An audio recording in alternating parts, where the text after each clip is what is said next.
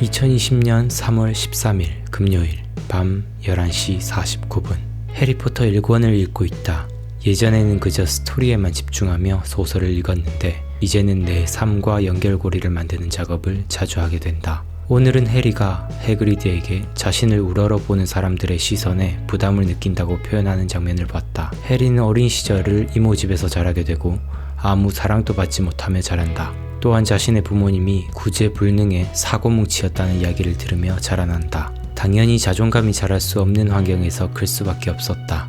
자신이 마법사가 될 자격이 있고 곧 호그와트에 입학하게 된다는 걸 알지만 해리 스스로는 자신의 가능성을 믿을 수 없다. 이미 다른 마법사들이 해리의 존재만으로도 감사함을 가지고 그의 잠재력을 경외하지만 해리는 스스로가 의심스럽다. 그리고 해그리드에게도 이런 자신의 불안을 내비친다. 난 이 부분에서 해리의 마음이 너무나 공감이 간다. 난 자신감이 부족한 아이였다. 친구들 사이에선 곧잘 앞장서서 발표도 하고 리드하는 걸 좋아했었지만 어른들 앞에선 한없이 주눅들 때가 많았다. 난 왠지 어른들을 실망시키는 게 두려웠다. 나에게 거는 기대가 조금이라도 내비치면 그 기대를 실망시킬까봐 조바심이 생겼다. 중3 때였던가 교회 선생님이 날 과하게 칭찬해 주셨고 난 그렇게 칭찬받을 존재가 아니라면서 계속 부정했다. 내가 보여준 것은 아무것도 없었는데 괜히 나에게 거는 기대가 부담스럽다 느꼈다. 근데 그때 선생님은 교회 청년부 누나들에게 한번 물어보라고 승욱이가 얼마나 대단한지 알려줄 거라고 말씀하셨다. 그래서 난 교회 누나들에게 물었다.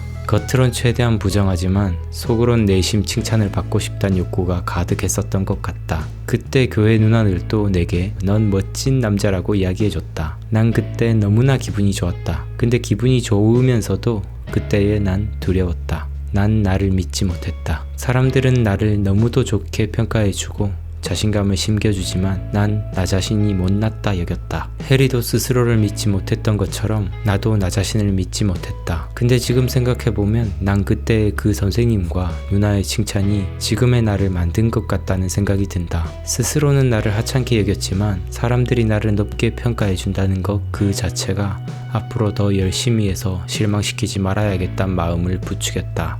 어떤 일을 하든 더 열심히 하려고 했고 사람들에게 멋진 모습을 보이려 노력했다.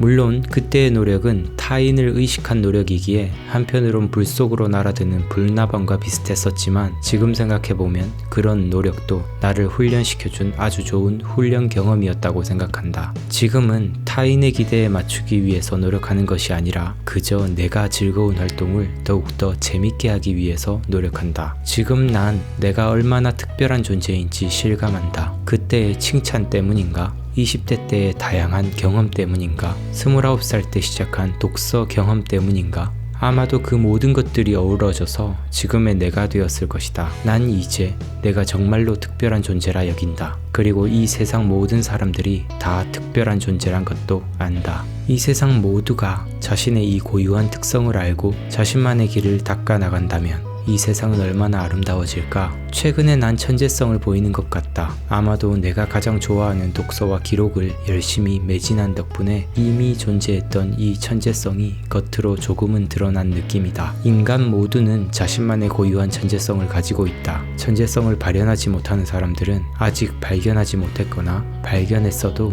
스스로가 믿지 못해 그것을 성장시키기 위해 아무런 노고와 시간을 들이지 않아서일 것이다.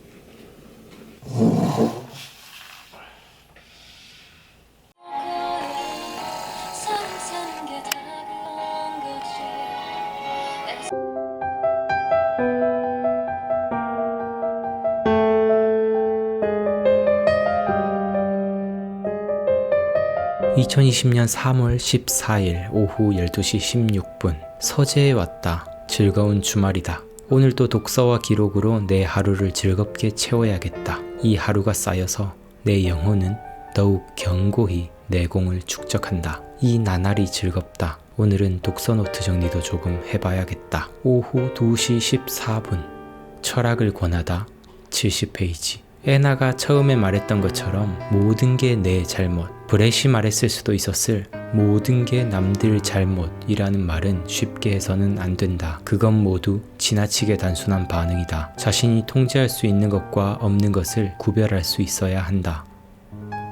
그동안 답답했던 마음이 뻥 뚫린다. 그동안 나는 내가 겪고 있는 모든 현상들은 본인의 잘못이라는 생각을 가지고 있었다. 하지만 그럴 때면 나쁜 사람들에 의해 고통받고 있는 사람들마저도 이런 상황을 만든 게 자신의 잘못이라고 해야 하는 것인지 스스로도 의문스러웠다. 그럴 때면 그 상황을 벗어나려고 힘써야 돼요 라는 감정 없는 행동 방침만을 이야기할 수 있었다. 이제 알 것 같다. 그들에게 앞으로 어떻게 할지에 대해 이야기하기 이전에 타인에 의해 고통받는 삶이 자신의 잘못이 아니란 것을 말해주며 품어줄 수 있어야 한다. 어린 시절 학대를 받은 경우 어린아이는 잘못이 없다. 왕따를 당하는 아이는 자신의 잘못이 아니다. 이렇게 말해줄 수 있는 어른이 되고 싶다. 그리고 한 걸음 나아가서 이것을 인지한 지금부터의 삶은 나의 영역이다. 나의 생각, 나의 판단마저 남 탓을 핑계로 선택을 내려놓아선 안 된다. 오후 5시 22분. 시간에 대한 개념이 떨어지는 사람은 인생을 살아가는데 엄청난 리스크를 가지고 갈 수밖에 없다. 인생을 살아가는데 가장 강력한 영향을 미치는 것이 시간이다. 시간에 대한 개념이 서 있고 자신의 시간을 잘 통제하는 사람이 인생을 더욱 잘 꾸려나갈 수 있다. 오후 5시 31분. 나를 증명하라. 98페이지. 무언가 의미 있는 생산물을 만들어내기 위해서 자발적 왕따로 살고 있는 셈이다. 시간이 생명이다. 물론 인간은 사람들과 교류하기 위해 존재한다. 우리 유전자는 인간과의 교류를 원한다. 하지만 난 조금 더 의미 있는 교류를 하고 싶다. 나의 내면을 갈고 닦아 더 지혜로운 생각들로 사람들과 소통하고 싶다. 더 선한 영향력을 보여주려면 먼저 나를 갈고 닦지 않으면 안 된다.